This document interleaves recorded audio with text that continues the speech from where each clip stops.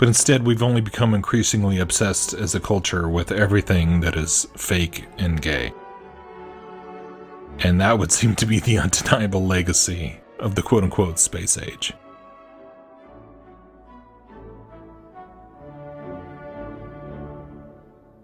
And the cosplay outfits of the modern astronauts have only gotten more absurd too. I mean, just look at these things. Does anyone seriously believe that this would keep you alive in the vacuum of outer space? Do these plastic helmets with the thin rubber neckpiece look even remotely airtight to people? And this is what drives me insane, okay? Can somebody please explain to me how the internet can have literally millions of videos made by Star Wars fans complaining about all the plot holes in the last sequel trilogy and, lamenting all the horrible woke feminized things they did to Luke Skywalker and Han Solo, and how Disney has destroyed what George Lucas created, and also Marvel, and go on and on and on about it. I mean, people are literally still making videos about the Return of Skywalker movie from like 4 years ago. And they can nitpick every last detail of how the Star Wars canon has, been disregarded somewhere or contradicts itself, or like the physics of the bombers in space don't make sense. And they'll mock how Leia flew like Mary Poppins without a spacesuit and all the rest, but they can't look at this and see what a joke it is. You can't look at this nonsense and see it for the Hollywood prop that it is. I mean, look at this thing. You can see through the bottom. Does anybody really think this is airtight? The old versions of the fake spacesuits were at least moderately convincing by comparison. And at least they could presumably keep a person alive underwater for a time in the pool. Which does at least prove a certain level of real engineering at work there. But is anybody going to test these in a pool? Suddenly it's not necessary to practice underwater with your new 21st century spacesuits? Nobody wants to do that? Nobody wants to cast their critical gaze on the fantasy upon which all their other space fantasies are built. They don't want to face the idea that they have been fed a steady diet of government-funded movies, propaganda films,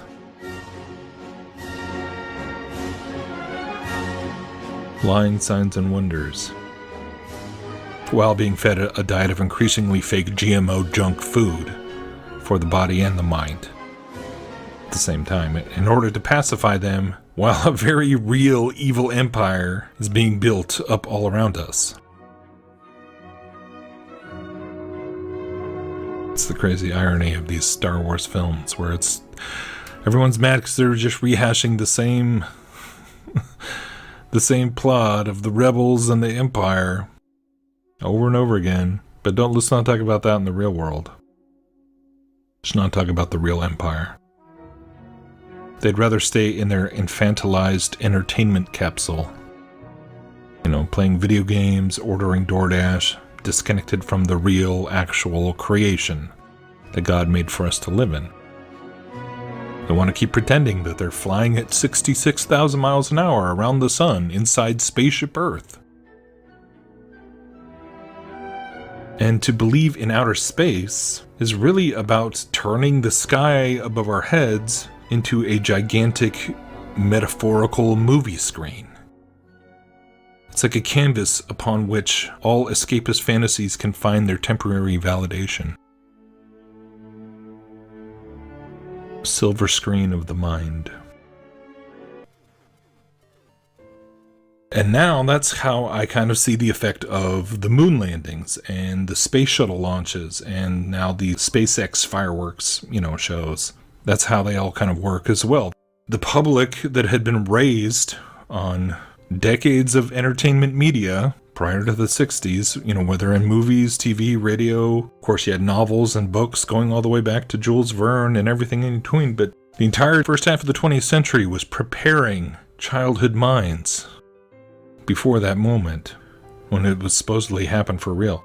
These ideas of traveling to the stars had been planted in everyone's little childhood brains since before they could even remember. And then for the lucky few who found themselves standing in the crowds down at Cape Canaveral, where the Saturn V was first shot into orbit, or the space shuttle balloon trip was released in the sky on a regular basis in the 80s, and you had the massive booming sounds of the rocket engines, the big fireworks show with the fire and the smoke, and it brought those escapist fantasies to life. And they were immersed in it. And it became real to them. And then from that point on, everything they saw on the screen showing men floating in space had to be real.